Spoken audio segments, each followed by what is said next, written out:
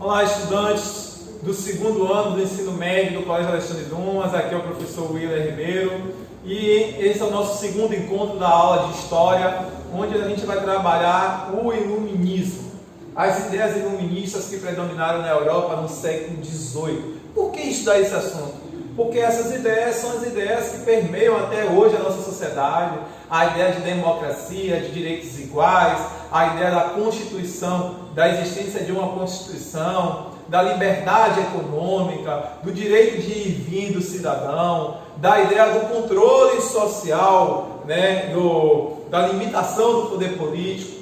Todas essas ideias elas vão surgir no século XVIII a partir das ideias do chamado do Iluminismo. Por que essa expressão iluminista? Iluminismo, se vocês analisarem e se aproximarem aqui à tela, vocês vão observar que está relacionado à luz, a clarear, a ideias. Ou seja, são estudiosos de um determinado período que vai enxergar que a realidade que eles estavam vivendo como uma realidade atrasada. Ou seja, vivia-se um momento de expansão de comércio, de crescimento dos países, de desenvolvimento dessas fábricas. Aí você tem a fase vai vir aí a primeira revolução industrial. Então o que é que acontece? A realidade em que se vivia, na política social e econômica que se vivia naquela época na Europa, já não era conivente com as leis existentes, com os tipos de relação econômica que existia na época. Então por isso é chamado de iluminismo, a ideia de que se trazia uma proposta nova de vida, uma proposta nova de vida na área política, econômica e social. Por isso a ideia de iluminar, iluminismo, ou seja, a ideia do esclarecimento, a ideia do racionalismo, o uso da razão como nova forma de pensar, de planejar e governar a sociedade, e é claro, a ciência. Então o iluminismo está diretamente ao reaparecimento da ciência na Europa. E a gente vai entender isso por quê. Então, o iluminismo ele vem na contramão do chamado Antigo Regime. O que é o Antigo Regime? Antigo Regime justamente era a forma de governo, o modelo social e econômico que existia na Europa no século XVIII. Então, quando o iluminismo, as ideias iluministas aparecem, ela vai chamar aquela realidade que predominou por anos na Europa de Antigo Regime. E a gente vai entender um pouco dessas características. Vem comigo aqui. Então, primeira coisa é entender a definição do iluminismo. O iluminismo foi um movimento filosófico e intelectual e científico. Então, quando a gente fala filosófico, intelectual e científico, porque está relacionado ao ato do ser humano pensar, questionar a sua realidade, que surgiu no século XVIII e que contrariou e contrapôs a base da sociedade do Antigo Regime, que era o tipo de governo que predominava na Europa no século XVIII. Então, esse período que a gente vai estudar, o século XVIII, é chamado também de Era das Revoluções. Revolução é a mesma coisa que transformação ou modificações. Então, modificações gerais, tanto na economia, quanto na sociedade, quanto na política, quanto na cultura. Então, é chamado de Era das Revoluções, ao mesmo tempo também é chamado de Revoluções Burguesas, porque é nesse período que um grupo social vai aparecer e vai se destacar e vai passar a dominar a política desses países, que vai ser justamente a burguesia. A burguesia, como a gente lembra, são os empresários comerciantes, que antes dessas ideias iluministas predominarem, o que acontecia no Antigo Regime? A burguesia tinha o dinheiro, mas não tinha prestígio social e não tinha participação política. Então, um dos grandes desejos dessa burguesia na Europa era a busca por ascensão social, por participação política, porque o objetivo da burguesia era enriquecimento cada vez mais. E no Antigo Regime a gente vai ver as características que atrapalhavam a vida da burguesia, o que automaticamente vai contribuir para toda a sociedade. Então a gente vai ver nesse exato momento Iluminismo e o Antigo Regime. Então, quais eram as características do Antigo Regime? Uma expressão que faz referência a uma forma de organização política, econômica, social e cultural. Então, no Antigo Regime, na política, era o absolutismo. O rei possuía os poderes executivos, judiciário, legislativo e religioso. O que é isso? Significa que o rei, ao mesmo tempo que ele administrava com o poder executivo, ele criava as leis e ele aplicava as leis. Ou seja, era um governo total. Ou seja, o poder do rei não tinha limite. Ele ainda tinha um poder religioso. Porque o governo absolutista, ele era dito pela religião, pela Igreja Católica, que o rei era escolhido por Deus.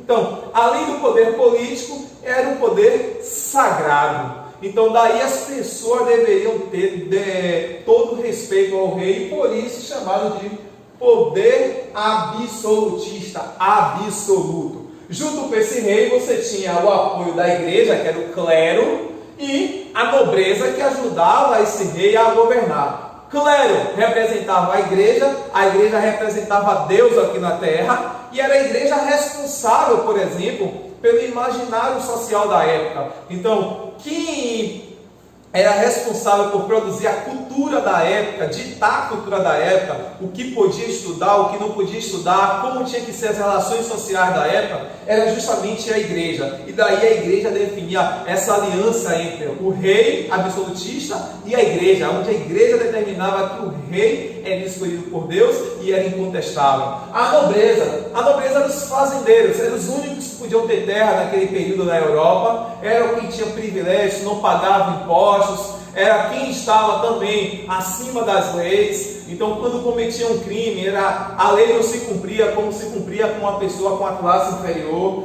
Então, essa é a característica política do absolutismo.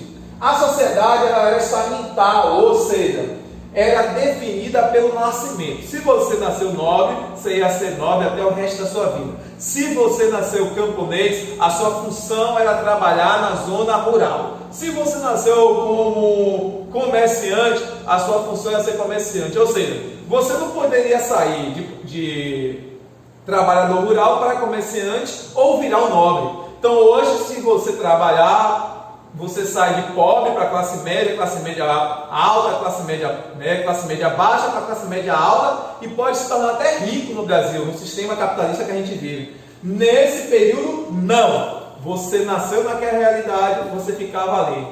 Existia uma teoria até da Igreja Católica que dizia o seguinte: Pai, Filho e Espírito Santo. Pai é Deus, Deus representava o rei e a igreja, é quem orava por todos.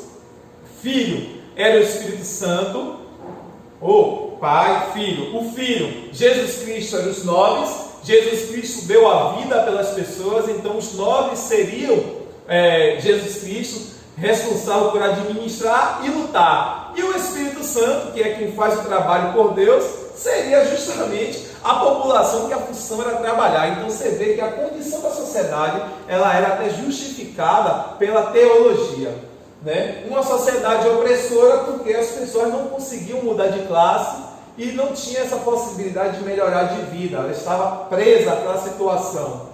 Então, na questão cultural, como eu falei, a Igreja Católica, a explicação religiosa, as ideias impediu e combatiu o desenvolvimento da ciência. Então, a ciência daquela época era teologia, tudo era baseado no que a igreja defendia, beleza?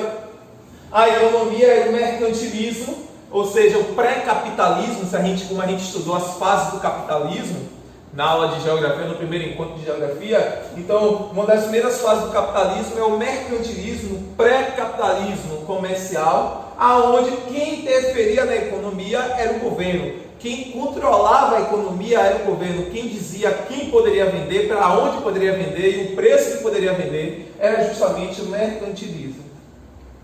Era justamente o rei. Então, o iluminismo surgiu na França, um dos primeiros países no século XVIII, e ela propõe justamente o quê? Ela era contra tudo isso que eu falei para vocês na área política, econômica e social do chamado Antigo Regime. Aqui algumas imagens desses pensadores da época que questionavam aquela realidade, ou seja, na economia não tinha mais necessidade, né? Os iluministas defendiam a liberdade de pensamento, era o contrário aos dogmas religiosos e ao absolutismo. Ou seja, os iluministas não eram contra a igreja, mas eles eram a favor que a igreja deveria cuidar do que era religioso e o poder político do que era político do Estado. O iluminismo, o pensamento científico, é caracterizado como o mais importante entre as formas de pensar. Então, os iluministas acreditavam no antropocentrismo, a ideia de que o homem no centro de tudo, ou seja, o homem deveria questionar a sua realidade, procurar entender o espaço geográfico, procurar entender a sua vida através da ciência. Então, as respostas válidas para a vida era tudo que vinha da ciência e não o que era explicado a partir da religião. A exemplo, por exemplo, do rei absolutista. Para os iluministas, o rei era um escolhido do povo e não um escolhido por Deus. E o rei também não era nenhum ser especial, ok? Esse movimento promoveu mudanças políticas, econômicas, sociais, baseadas nas ideias de liberdade, igualdade e fraternidade. O iluminismo, ele tinha o apoio da burguesia, pois os pensadores burgueses tinham interesses comuns, ou seja, o iluminismo pregava era direitos iguais para todos, reconhecimento da cidadania através da lei, ok? Então, os princípios do iluminismo são esses. Universalidade, visava a todos os seres humanos sem barreiras nacionais e éticas, ou seja, direitos iguais para todos, individualidade, cada um é único. A anatomia, os homens são aptos para pensar, ou seja, defendia a capacidade do ser humano de pensar, de questionar, de entender essa realidade, ok? Longe das crenças.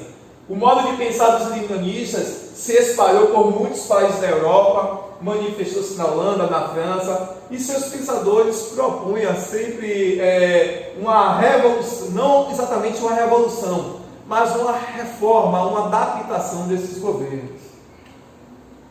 Então, por exemplo, ele defendia um Estado constitucional. Um Estado constitucional é o que a gente tem hoje no Brasil. O Brasil possui a sua Constituição brasileira e é o poder máximo. O presidente e os governantes só podem governar a partir da Constituição. A existência de uma autoridade nacional central com poderes bem definidos, ilimitados e ampla margem de liberdade civil. Por isso que a gente tem aí os direitos civis, né? Os direitos de cidadão, o direito de ir e vir, o direito à educação, à saúde, o direito à segurança, né? E alguns códigos do nosso direito civil. E aqui a gente tem alguns iluministas com alguns pensamentos que eles defendiam, que a gente não vai, né, entrar em detalhes, que vocês vão estudar. Então, por exemplo, Montesquieu, ele defendia a divisão do poder político em legislativo, executivo e judiciário. Por exemplo, como é hoje, o presidente do Brasil no executivo. Quem cria as leis, o poder legislativo dos deputados. E quem faz a lei funcionar, ser aplicada, o poder judiciário. Então veja que essa estrutura que a gente tem hoje em nossa política são ideias do ano de 1689, que foi criado aí por Montesquieu, ok?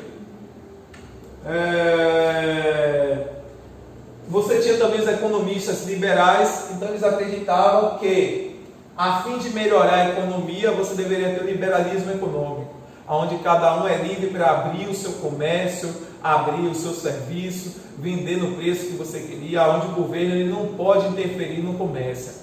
Ok? Essas eram algumas ideias do liberalismo econômico, vai surgir junto com o iluminismo, e essas ideias vão se espalhar na Europa. A gente vai ver que vai influenciar primeiramente a França com a Revolução Francesa, depois a Revolução Inglesa, a gente vai ver essas transformações, e essas ideias vão se espalhar aqui para a América. Então essas ideias vão contribuir para o processo de independência dos países aqui na América, a própria formação do Brasil, e a influência como a gente vê hoje em nossas leis, como eu acabei de falar, no nosso modo de viver, nos próprios as ideias dos direitos humanos que nós temos hoje, né? Então, tudo isso o iluminismo influenciou, e eu espero que vocês tenham entendido mais ou menos esse debate, esse estudo sobre o iluminismo. Até a próxima!